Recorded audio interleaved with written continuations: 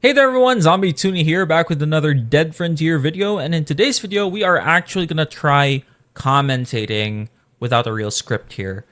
Because I just want to talk about my love for Dead Frontier and potentially what I see in the game and why I haven't quit the game in general. Because honestly, I see Dead Frontier as a goldmine for content. People may not realize it yet because some people might find its gameplay loop kind of boring. But I'm here to explain that there's a lot of potential to actually work with if people are just willing to make the content possible.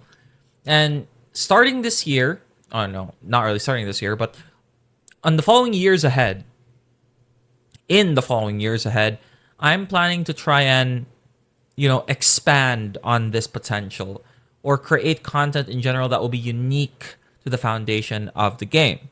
So if you're looking forward to that, I'd really appreciate it if you could subscribe to my channel because I have a lot of ideas running and I need your help to help me motivate myself to make this a reality. Because honestly, I want this game to flourish and I love making content about it in general.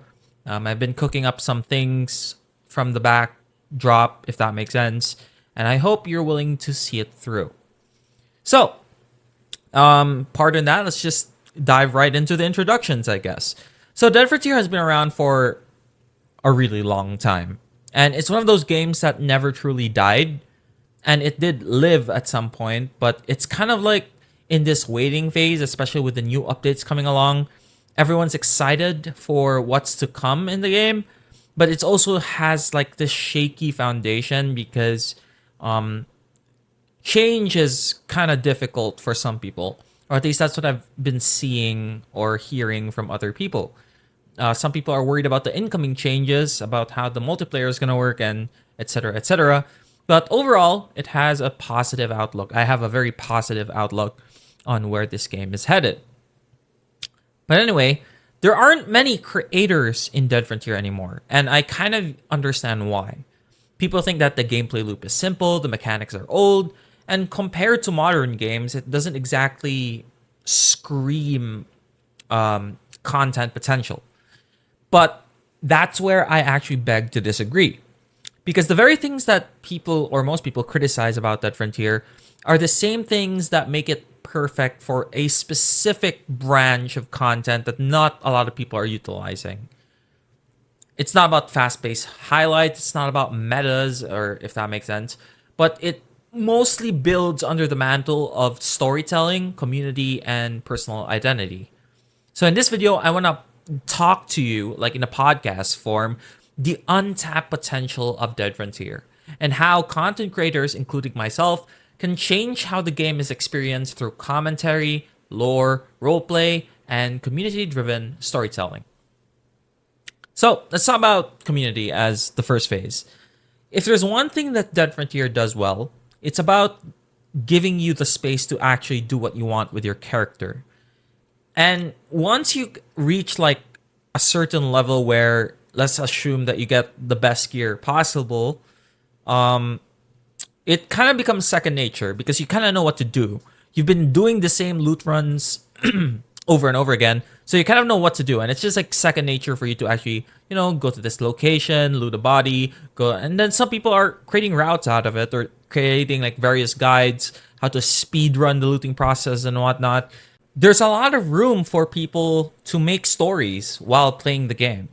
To share about life, to reflect on what your build is, besides the game of Dead Frontier itself.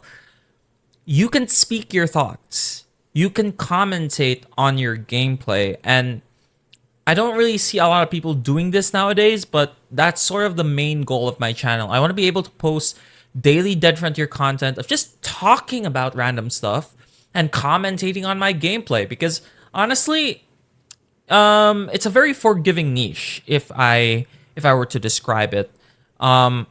It turns the game into a digital campfire where people can just gather around, not just watch gameplay, but to listen, relate, and connect. And because the community itself is relatively small, those connections will feel personal. You're not shouting into the algorithmic void, if that makes sense. You're talking to people who recognize you, your playstyle, and your voice, your personality. And that's a kind of organic thing. That's the kind of organic community that Dead Frontier has. And I think people should capitalize on that by just talking over their gameplay. And then there's the story, which is like, it's kind of vague. I've seen a bunch of content creators. Actually, I've seen one content creator create like an audiobook on the content or the story of Dead Frontier, which was really interesting because I've been waiting for so long for someone to do that type of content, okay?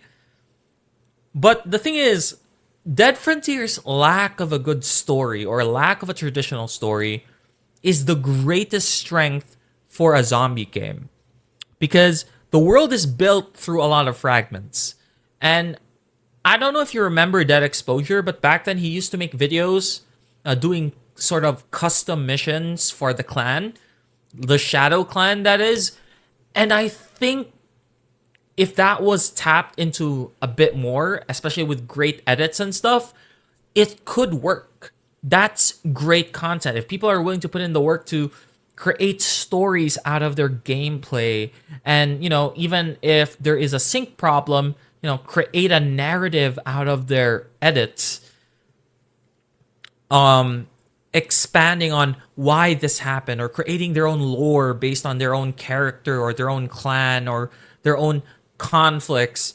I think the role play is untapped. I think there's a lot of room to grow as a content creator if people just expand themselves in that niche, So we're not just talking about Dead Frontier lore. We're talking about the creativity, the creative freedom for people to create stories, endless amounts of stories based on the zombie apocalypse. And it doesn't even have to be strict.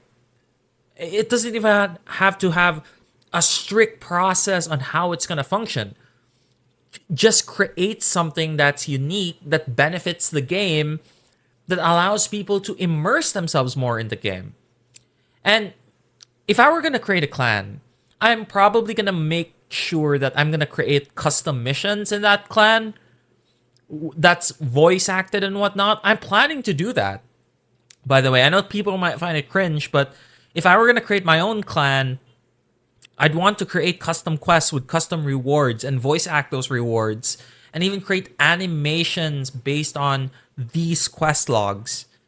That's my plan in the long term. I literally have it written down in my 2026 list on contents that I'm going to make for Dead Frontier. There's also phase 3, right? Which is like the builds and playstyles of the game. Okay, which is kind of like the bread and butter of what most people play for when they're playing Dead Frontier. They go there for the builds. They go there for how to play the game, how to level up quicker. But for me, there is no real end game in Dead Frontier. Okay, there's no real end game because even if you've achieved everything, when people feel bored or obligated to play the game, it's mostly because they kind of did or outdid their own convenience to the extent that they can't enjoy it anymore. And for me, I'm not that type of player. Okay, I'm the type of player who's willing to scrap high-end items just to challenge myself to get that item again. And I'm going to give you a bit of an example. I've spent like a great majority of my credits just changing my profession, just stat resetting back in the day. I'd spend a lot of time doing those things because I want to change my playstyle. I want to experiment on my playstyle. And I know that some people can't afford that process, but it is something that I think a lot of people misunderstand. I could do melee-only characters. I mean, that's already a given in the community. Or I could do some builds that were never really thought of, like the Demolition Sleeper build, which is a video I made back then in Dead Frontier. So I really believe that there's a lot of experimental content you can work on besides just fighting a boss with a penknife and whatnot. I think boxing matches or naked boxing matches, or I don't even know what to call it. There's a lot of things that you can do besides just, referring to a meta build or leveling up as quickly as you can. Dead Frontier, as a secondary nature, is a collection game, okay?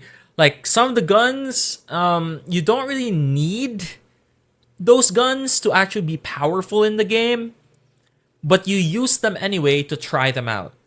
And I think that's where most content creators kind of cater to, because collecting those weapons is a pretty cool endeavor. Like, don't get me wrong, it's a pretty interesting and fascinating niche. But yeah, going back, roleplay. I've mentioned this in like the second phase of the video, which I'm not sure if I've reiterated, but clan wars. That would be beautiful, won't it? Clan wars, safe zones, or custom outpost shenanigans. I don't know what to call it. I think there's a lot of room for role playing here. Like, I understand that some people just want to play the game, but if you're into the story, if you're into the concept of building a narrative in the game, role playing explodes. Role playing favors this game. And I've seen a lot of great potential stories in the forums that could make this happen if you just find the audience that's willing to dedicate their time into building this game story wise.